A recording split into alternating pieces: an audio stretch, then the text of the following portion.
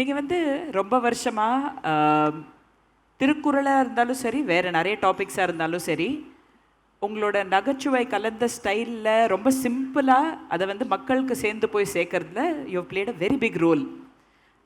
அதனால் உங்ககிட்ட நான் என்ன கேட்க விரும்புகிறேன்னா, ஒரு விஷயத்தை நம்ம வந்து ஒரு ஒரு புக்கிலேருந்து பார்த்து படித்து நம்ம இதை கற்றுக்கணுமே அப்படின்னு கற்றுக்கிறத விட, அதை நம்ம எக்ஸ்பீரியன்ஸ் பண்ணி அதனால நம்மளுக்கு வர நாலேஜ் ஏன் நம்மளால் இன்னும் ஈஸியாக கனெக்ட் பண்ண முடியறது அப்படின்னு நீங்கள் நினைக்கிறீங்க?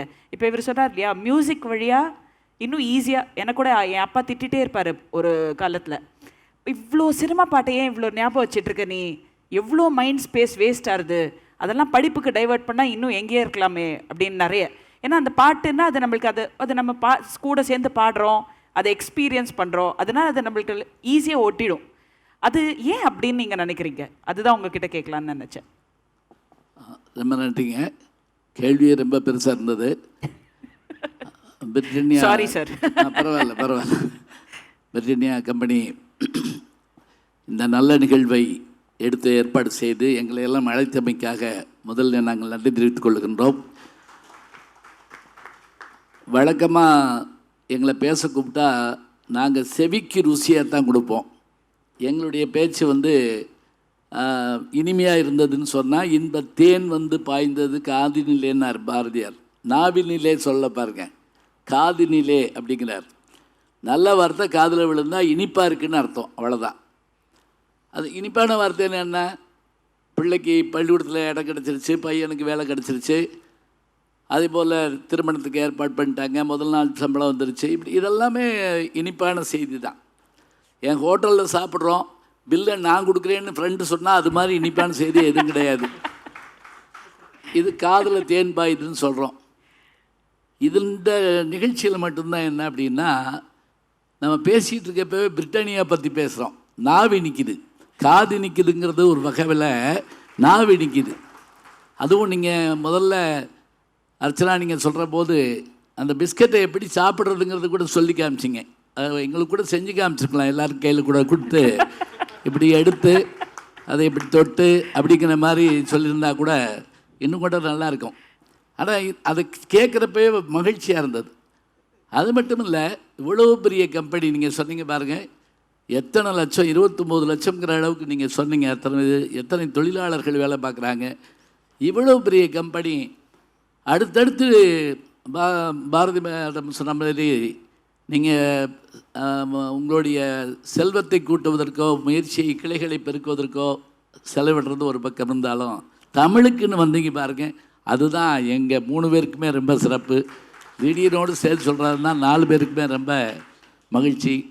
இன்றைய இந்த நிகழ்ச்சியில் நாங்கள் எல்லோரும் பல இடத்துல பேசிகிட்டு இருந்தாலும் கூட இங்கே எங்களை ஒன்றும் சேர்க்க வச்சிங்க. இப்போ ஐயாவோட அருமையான வார்த்தையை உட்கார்ந்து கேட்கறதுக்கான வாய்ப்பு எனக்கு கிடச்சிது. பிரமாதமாக சொன்னாங்க. அதுலேயும் பால் இருக்குது, இதுலேயும் பால் இருக்குன்னாங்க. நல்ல ஒரு ஒப்பீடு, முப்பால் இருக்குங்கன்னாரு. அதுதான் உண்மை. அதே போல் பாரதி பாஸ்கர் மேடம் அவர்களும் எளிமையான விஷயத்தை எடுத்து சொன்னாங்க. நம்முடைய நிதியன் ஆசிரமம் அவர்கள், அவர் சின்ன பிள்ளையிலிருந்து நான் பார்த்துட்ருக்கேன். அதுலேயும் சிகாகோவில் அவர் அந்த 2 கையில், ஒரு கையில் அமெரிக்கன் தேசிய கீதத்தையும் இந்த கையில் இந்தியன் தேசிய கீதத்தையும் அவர் வாசித்த போது நான் வியந்து போனேன். அத்தனை சின்ன வயசு அவருக்கு. அப்போ தான் நான் நினச்சேன், அந்த திருஞான சம்பந்தர் 3 வயசில் பாடினார்னு சொன்னால் நம்ப மாட்டேங்கிறாங்க. ஆனால் அந்த ஞானம் இருக்குது பாருங்கள். இந்த ஞானம் வந்தால் பின்பு நமக்கு அது வேண்டும்னு கேட்டால் அந்த மாதிரியான ஞானம் அவர்களுக்கு இருக்குது. அவருடைய பெற்றோர்களுக்கு நம்ம ரொம்ப பாராட்ட சொல்லணும். ஏன்னா அவர்கள்ட்ட அந்த திறமையை தேர்ந்தெடுத்தாங்கல்ல, கொண்டு வந்தாங்க. முக்கியமாக நீங்கள் கேட்ட மாதிரி இன்றைக்கி இருக்கிற சமூக சூழலில் எப்படி நம்ம இந்த திருக்குறளை கொண்டு கொடுக்கறது? நல்லா நினைவு வச்சுக்கோங்க, திருவள்ளுவர் செஞ்ச ஒரு அருமையான சாதனை திருக்குறள் எழுதுனது மட்டும் இல்லைங்க, அதுக்கு அவர் உரை எழுதலை. ஞாபகம் வச்சுக்கோங்க, மீனிங் எழுதலை. எழுதியிருந்தாருன்னு வச்சுக்கோங்க, அன்னைக்கு நின்று போயிருக்கோம். இன்றைக்கி என்ன தெரியுமா, இன்னைக்கு வரைக்கும் இல்லை, அடுத்த தலைமுறையும் திருக்குறளுக்கு உரை எழுதும். அதில் ஒரு புதுசு இருக்கும். இப்போ போன ஆண்டுக்கு இப்போ இல்லாத ஒன்று ஆர்டிஃபிஷியல் இன்டெலிஜென்ஸ் இப்போ இருக்குது. அவர் அதை கவனமாக செஞ்சுருக்காரு. நான் திருக்குறள் தர்றேன், நீ உன் அறிவை வச்சு அதை நீ வந்து விரிவுபடுத்து. அதுதான் உண்மை. அது சாதாரணம் கிடையாது. எங்கள் வீடு தமிழாசிரியர் வீடு, எங்கள் அப்பா தமிழாசிரியர். அவங்க சொன்ன மாதிரி அவருக்கு கோபம் வந்தால் திருக்குறள் தான் வரும். செய்க பொருளை செருன செருக்கருக்கும் எஃகு அதனில் கூறியதில். இப்போ நானும் எங்கள் அப்பாவும் ஏதோ சண்டை போடுறப்ப நினைப்பாங்க. அவர் சொன்னது என்ன தெரியுமா? திருவள்ளுவர் சொல்கிறார், டாய் பொருளை செய்டா, நீ உன்னால் நீ பொருளை தேடலைன்னு வச்சுக்கோ, உன் எதிரியை வீழ்த்திருக்கிற அதை காட்டில் ஒரு அருமையான ஆயுதம் எங்கேயுமே கிடையாதுரா. இன்னொன்று உங்களுக்கு எளிமையாக சொல்கிறேன், திருக்குறளை புரிஞ்சுக்கணும்னா என்ன செய்யணும் தெரியுமா? ஒரு ரகசியம், முதல்ல உரையை தெரிஞ்சுக்கிறணும். பொருளை படிங்க, அப்புறம் திருக்குறளுக்கு வாங்க, ஒன்றும் தப்பே கிடையாது. ஏன்னா பொருளை படிக்காமல் திருக்குறளை படிச்சிங்கன்னு வைங்க, இப்போ உதாரணமாக துப்பாருக்கு துப்பாய துப்பாக்கி துப்பாருக்கு துப்பாய தூவும் மழை அப்படி குப்புற விழுந்துருவோம். ஏன் தெரியுமா? இதுக்கான பொருள் தெரியாதனால அந்த குறள் மேலே நமக்கு ஈடுபாடு இல்லாமல் போச்சு. அது என்ன அழகான குறள் தெரியுங்களா? தண்ணி உணவை உற்பத்தி செய்ய பயன்படுது, நம்பர் 1. தண்ணி உணவை ஆக்க பயன்படுது, நம்பர் 2. சில வீடுகளில் தண்ணி உணவாகவும் இருக்குடா, நீராகாரம் தான்டா சாப்பிட்றாங்க பல வீட்டில். இதாங்க இது நீங்கள் கேட்கலாம், அப்படின்னா அவர் இதை தமிழ்லேயே எழுதிட்டு போயிருக்கலாம்ல அப்படின்னா. தமிழ் தாங்க. துப்பா இருக்குன்னா என்ன அர்த்தம்? துய்த்தல்னா என்ன அர்த்தம்? உண்ணுதல், சுவைத்தல். துய்ப்பார்க்கு அப்படி நீங்கள் ஒரு வார்த்தையில் புரிஞ்சுக்கிட்டோம்னா போதுங்க. இப்போ அவர் சொன்னார்ல, 1000 தடவை சொல்லி கொடுத்தாலும் சில விஷயம் புரிய மாட்டேங்குது. இப்போ உதாரணமாக நாங்கள் திருக்குறள் இதில் சொல்லுவோம், ராமாயணத்தில் லட்சுமணன் கோவப்பட்டப்ப, எப்பா ஏன்டா கோவப்படுற? ராமன் சொல்கிறார், இது விதியோட பிள்ளைடா, நதியின் பிள்ளை இல்லைடா அப்படின்னு சொல்கிறாரு. இதை நான் சொல்லி கொடுக்குறேன், சாய்ஸில் விட்டுடுறாங்க நான் சொல்லி கொடுத்தா. அதையே கண்ணதாசன் எழுதி இளையராஜா இசையமைச்சு டிஎம் சௌந்தரராஜன் பாடி சிவாஜி கணேசன் அவர்கள் வாய சச்சார்னு வச்சுக்கோங்க, அவன் ஜென்மத்துக்கு மறக்க மாட்டேங்கிறான். நதி வெள்ளம் காய்ந்து விட்டால் நதி செய்த குற்றமில்லை, விதி செய்த குற்றமின்றி வேறு ஏதம்மா, நல்லவருக்கெல்லாம் சாட்சிகள் 2 ஒன்று மனசாட்சின்னு சொன்னால் இது அப்படியே நினைவில் நிற்குது. அவர் இசை வடிவத்தில் சொன்னார். பொருள் சொல்கிறப்ப அது சுலபமாக போய் சொல்லணும். இன்னொன்று கதை வடிவத்தில் சொல்லுதல்ங்க. இது திருக்குறளுக்கான முயற்சிகள் அதீதமாக இருக்குது. கதை வடிவத்தில் சொல்லுதல். குறள் வெண்பாவாக 2 பேர் தான் எழுதியிருக்கார். 7 சொல்லு. என்ன ஒரு அறிவாளி பாருங்க திருவள்ளுவர். 21ஆம் நூற்றாண்டில் நம்ம ஆளுக மெசேஜ் தான் படிப்பான்னு தெரிஞ்சுக்கிட்டு குறுஞ்செய்தி தான் படிப்பான்னு தெரிஞ்சு 7 சொல்லுக்குள்ள திருக்குறளை கொடுத்துட்டார்.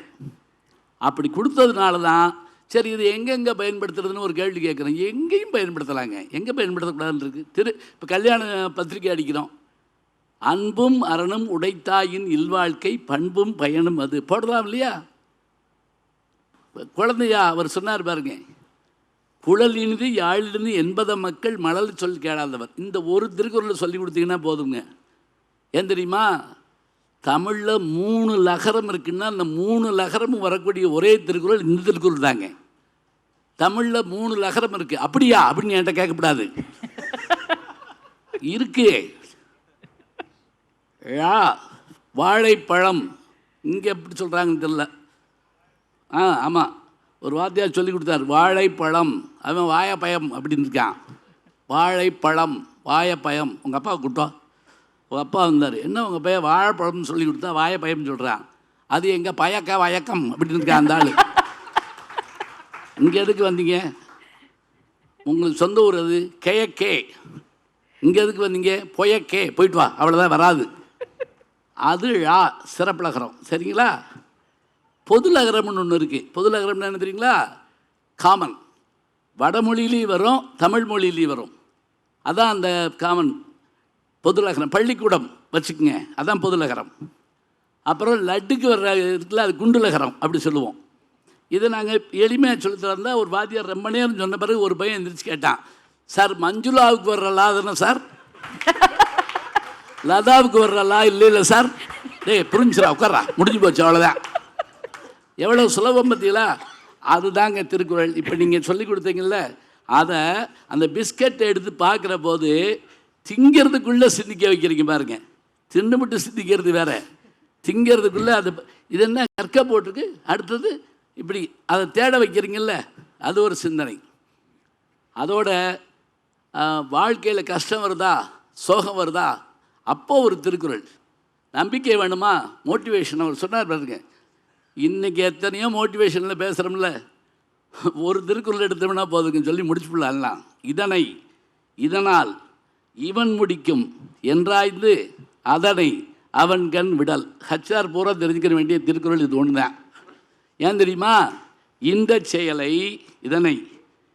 இதனால் இந்த கருவி கொண்டு இவன் முடிப்பன், இத்தனை பேரில் அவனால் மட்டும்தான் செய்ய முடியும் தெரிஞ்சு அதனை அவன் கண் விடல். விட்டுட்டு விளைவிக்கிற நோய்ங்கப்படாது, அவனை போட்டு அவனை தேர்ந்தெடுக்கிறது மட்டும்தான் நம்ம வேலை.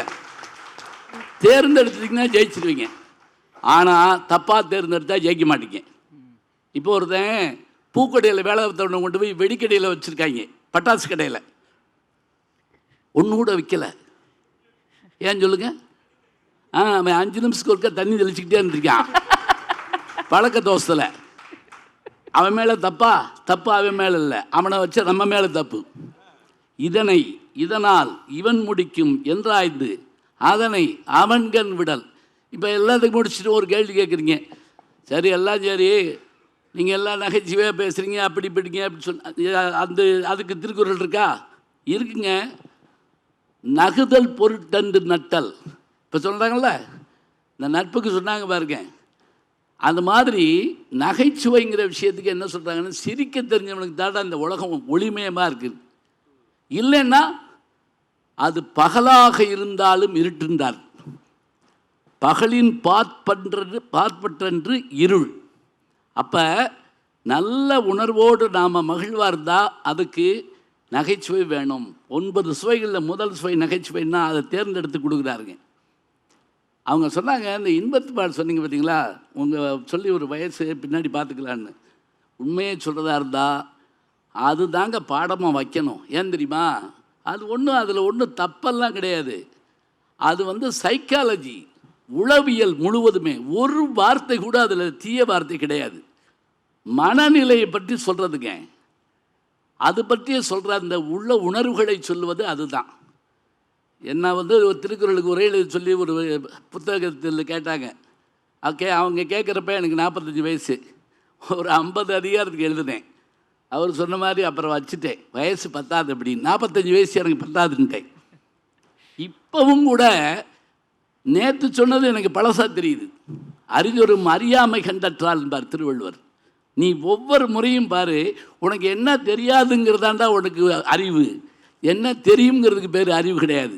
என்ன தெரியாதுன்னு கண்டுபிடி, அப்படின்னா அது வேணும். இப்போ பாருங்க, நீங்கள் சொன்ன மாதிரி மக்கள்கிட்ட கொண்டு சேர்க்கறதா இருந்தால் அவர்களுக்கு நல்ல எளிய கதை மூலமாக போய் சேர்க்கலாம். அவர் மாதிரி பாடல் மூலமாக போய் சேர்க்கலாம். ஐயா சொன்ன மாதிரி ஒரு சிறந்த அறிவுரை மூலமாக போய் சேர்க்கலாம். அப்பாவும் பையனும் போயிட்டு இருந்தாங்க கிராமத்தில். குளம் நிறைய தண்ணி, அதில் பூ இருந்தது. பையன் அப்பாட்ட கேட்டான், அப்பா பூ நல்லா இருக்கு, அந்த பூனுடைய அந்த இது எவ்வளோ உயரம்ப்பா இருக்கும்னு கேட்டான். அந்த தண்டு உயரம் எவ்வளோ இருக்குன்னு கேட்டான். அவர் சொன்னால் ஒரு 5 அடி இருக்கும்டா அப்படின்னாரு. சரி, நான் அப்புறம் கொஞ்சம் தூரம் போய் பார்த்துட்டு, எப்பா 7 அடி இருக்கு போல பாருன்னு. ஆமாடான்னாரு. அவன் இறங்கி அந்த தூக்கிட்டான். எப்பா 10 அடிப்பா. ஆமாடான்னாரு. நீ லூசாப்பா, 7 நாளுங்க சரிங்கிற, 5 நாளும் சரிங்கிற, 10 நாளும் சரி, என்னப்பான்னு கேட்டான். அப்பா அவர் சொன்னார், தம்பி, இந்த மலரோட உயரத்தை தீர்மானிக்கிறது தண்டு இல்லடா, தண்ணிடா. வெள்ளம் உயர்ந்தால் மலர் உயரும், உன் உள்ளம் உயர்ந்தால் நீ உயர்வாய். வெள்ளத்தனையது மலர் நீட்டம், மாந்தர்தம் உள்ளத்தனையது உயர். இப்போ இங்கே ஐயா சொன்ன மாதிரி திருவள்ளுவர் அப்பாவை மண்ணு போகிறத பார்த்தாரா? இல்லை. இவங்க பேசிட்டு போகிறதுக்கு ஒரு இது எழுதலை.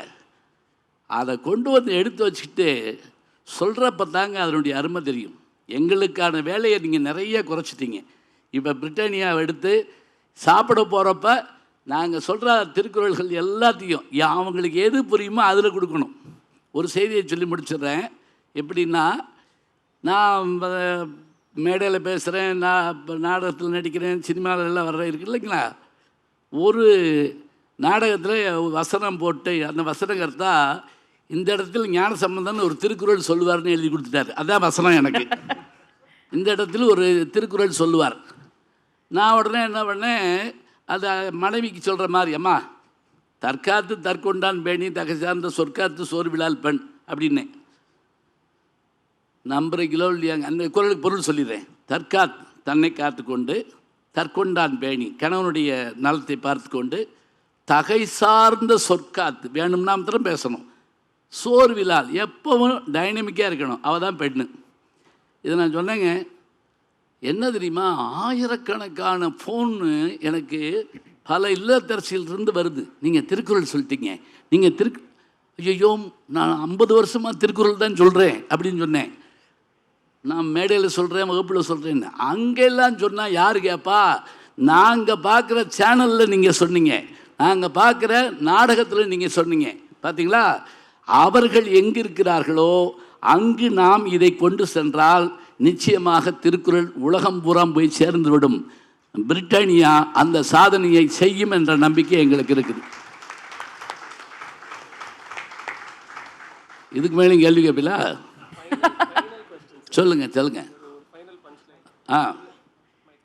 மைக்கு சரி, ஒரு ஃபைனல் பஞ்ச் லைனுக்காக சார், ஒரு ஆசிரியராக இங்கே இருக்கிற பேரண்ட்ஸ்க்கெல்லாம் உங்கள் சார்பால் பேரண்ட்ஸ்க்காக என்ன ஒரு அட்வைஸ் சார்? பெற்றோர்களுக்கு என்ன அப்படின்னு சொன்னால், நான் சொல்லலாம், ஏன்னா நான் பேரம்பேத்தி எடுத்துட்டேன், அதனால் சொல்லலாம். என்ன வேணும், ஐயா சொன்ன மாதிரி குடும்பத்தோடு உட்காந்து பேசணும். கொரோனா கொடூரமான நோய் தான், தீமையெல்லாம் செஞ்சது. ஆனால் ஒன்றுங்க, எல்லாரையும் ஒரு இடத்துல உட்கார வச்சது. ஒரு பையன் கூட கேட்டான், ரொம்ப நாளாக இங்கேயே இருக்கார் இவர் யாருன்னே. உங்கள் அப்பாடா அவர். அவனுக்கு தெரியல, ஏன்னா அவர் தினம் ஆஃபீஸ் போயிடுவார் 7 மணிக்கு. இவன் வர்றதுக்குள்ளே, அவர் வரதுக்குள்ளே இவன் தூங்கிடுவான். இந்த நேரத்தில் இந்த கூடி உட்கார்ந்து பேசுதல் இருக்குல்ல, அந்த காலத்தில் மாலன் டைனிங் டேபிள்னு ஒன்று எழுதுவார். சாப்பிட்ற இடத்துல உட்காந்து பேசிகிட்டு இருக்கிறது. சாப்பிட்றப்ப பேசக்கூடாது, அதெல்லாம் இல்லைங்க, பேசணும். ஒவ்வொருத்தரும் ஒவ்வொன்றும் பேசணும். குடும்பத்தில் பெற்றோர்கள் அவர்கள் முதல்ல தமிழ் பேசணும், முக்கியமாக தமிழ் பேசணும். அதுவே ரொம்ப முக்கியமான ஒன்று. அடுத்தது அவங்கள்ட்ட பிடிச்ச விஷயம் ஏதாவது இருந்தால் அவங்களோட கொஞ்ச நேரம் அது பற்றி கேட்கணும். பள்ளிக்கூடத்துக்கு போயிட்டு வர்ற பிள்ளை அப்படி பைக்குள்ளே கையை விட்டு ஏதாவது ஒன்று எடுத்து ஒரு பென்சிலை காமிச்சு, அம்மா இன்றைக்கி எங்கள் கிளாஸில் திருக்குறளை எழுதியவர் யாருன்னு கேட்டாங்க, நீ சொல்லி கொடுத்த மாதிரி திருக்குறள்னு சொன்னம்மா, இந்த பென்சில் எனக்கு கொடுத்தாங்கம்மா, எல்லோரும் கிளாப் பண்ணாங்கம்மான்னு சொன்ன உடனே என்ன செய்யணும் தெரியுமா, குழந்தைய தூக்கி அப்படி வச்சு ஒரு முத்தம் கொடுக்கணும். மெச்சி உனை ஊரார் புகழ்ந்தால் மேனி சிலிர்க்குதடி, கன்னத்தில் முத்தமிட்டால் உள்ளந்தான் கல்வரி கொள்ளுதடி, அப்படி சொல்லணும். அதுக்கு பதிலாக அந்த பென்சிலை காமிச்சு, இதே கொடுத்தாங்களா அக்கௌனுக்கு ₹1,00,000 கட்டுறேன் இந்த பள்ளிக்கூடத்தில், அந்த டீச்சர் கிட்ட வரட்டும், அப்படி சொல்லக்கூடாது. அந்த குழந்தையோட கொஞ்சம் பேசணும். அம்மா அப்பா அவங்களுக்குள்ள கொஞ்சம் பேசணும். ஒரு காலத்துலலாங்க ஜெயகாந்தனை வீட்டில் அப்பா அம்மா பேசுகிறப்ப நான் கேட்டுக்கிட்டு இருப்பேன், அண்ணன் தம்பி பேசுகிறப்ப நான் கேட்டுக்கிட்டு, சுஜாதாவை பற்றி பேசுகிறப்ப நான் கேட்டுக்கிட்டு இருப்பேன். சினிமாவை மட்டுமே பேசுவாங்கன்னு இல்லைங்க, அவங்க சொன்ன மாதிரி எல்லாத்துலேயும் வந்துருச்சு எல்லாமே. ஆனால் அத்தனைக்கு மேலே நாம் அதில் இருக்கக்கூடிய சிறப்பை சொல்லணும். இப்போ பாரதி பாஸ்கர் மேடம் என்ன அழகாக சொன்னாங்க, கற்பவைன்னு ஒரு சொல் போதும்ட்டாங்க, அவ்வளோதான் போதும். எது வேணுமோ அதை படி, அம்பட்டையும் ஞாபகம் வச்சுக்கணுமா வேண்டாம். அந்த திருக்குறளில் இன்னொரு அழகு இருக்குங்க, அவங்களுக்கு தெரியும், இன்னைக்கு நேரம் இல்லாமல் விட்டுட்டாங்க. என்ன தெரியுமா அழகு, இதில் துணைக்காலே கிடையாது. முதல்ல துணைக்கால்னு என்னன்னு தெரியுமா உங்களுக்கு? துணை எழுத்துனா தெரியுமா? இப்போ நான் எழுதுறேன்னு வச்சுக்கோங்களேன், அதில் ஒரு துணை எழுத்து இருக்குது. என் அப்படின்னு எழுதுனா அதில் துணை எழுத்து இல்லை. திருவள்ளுவர் 11 துணைக்கால் போட்டு ஒரு திருக்குறள் எழுதியிருப்பார். யாகாவாராயினும், யாராவது அப்போ நான் சின்ன அது குழந்தையோடைய குரலாக இருக்குது. குழந்தை தானா? இல்லை குழந்தை மாதிரி யாரும் பேசுகிறாங்களா? சொன்னீங்களா? Very good. யாகாவராயினும் சோகாப்பர் சொல்லிலுக்கு பட்டு. ரைட், ஜெயிச்சிட்டிங்க. இந்த விழாவை நீங்கள் நடத்துனதுக்கு மேடம், அர்ச்சனா மேடம், இந்த விழாவை நீங்கள் நடத்துனதுக்கு ஒரு வெற்றி. நான் சொல்கிறாங்க பாருங்க, இதுதான் சூப்பர். நிஜமாவே இதில் 11 துணை எழுத்து இருக்கு. இன்னொரு திருக்குறள் இருக்கு, யாதானும் நாடாமால் ஊராமால் என்னொருவன் சாந்துணையும் கல்லாதவாறு. அவ்வளவு திருக்குறளில் அத்தனை துணை எழுத்தை போட்டவர் இந்த கற்க கசடர்களை போடலையே. ஏன்? கற்க துணை எழுத்து இல்லை, கசடரை இல்லை, கற்பவை இல்லை, கற்றபின் இல்லை, நிற்க இல்லை, அதற்கு தகை இல்லை. ஏன் தெரியுமா? கல்வி கற்றவனுக்கு எவன் துணையும் தேவையில்லை, அவன் தன் சொந்த காலில் நிற்பான். அவ்வளோதாங்க. நீங்கள் புதுசாக சேர்த்தா ஒன்றும் வள்ளுவர் சொல்ல மாட்டாருங்க, பயப்படாம நீ சொல்கிறா மானே, உன் அறிவை பொறுத்தாண்டா திருக்குறள் சிறப்பாக விளங்கும். அதனால் நீங்கள் கேட்ட மாதிரி பெற்றோர்கள் வந்து குழந்தைகள்கிட்ட பேசணும்.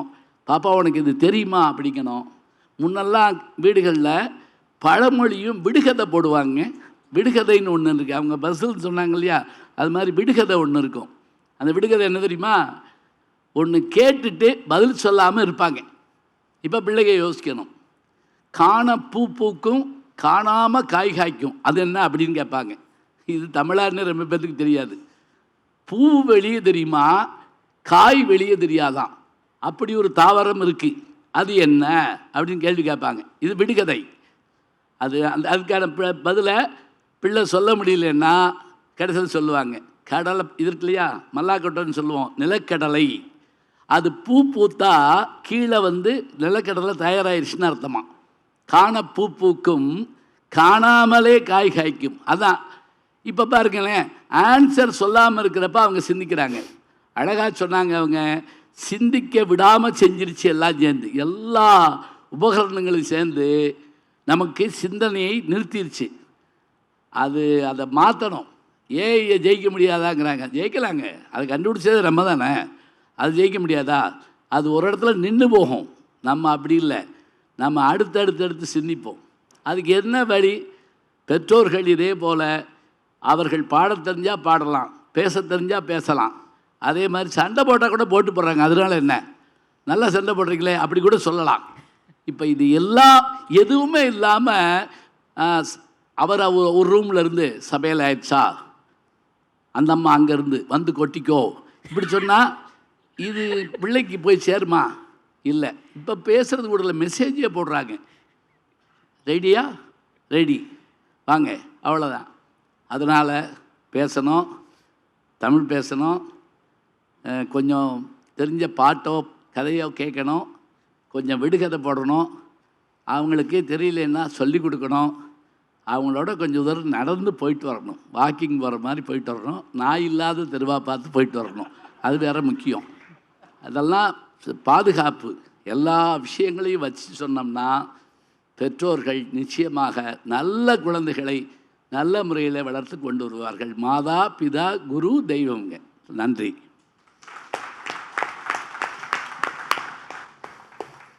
ஐ திங்க் இதோட ஒரு பயங்கரமான சம்மரியோட நம்மளால முடிச்சிருக்கவே முடியாது. யோசிச்சா கூட அவர் நம்மளை நிறைய சிந்திக்க வச்சிருக்காரு.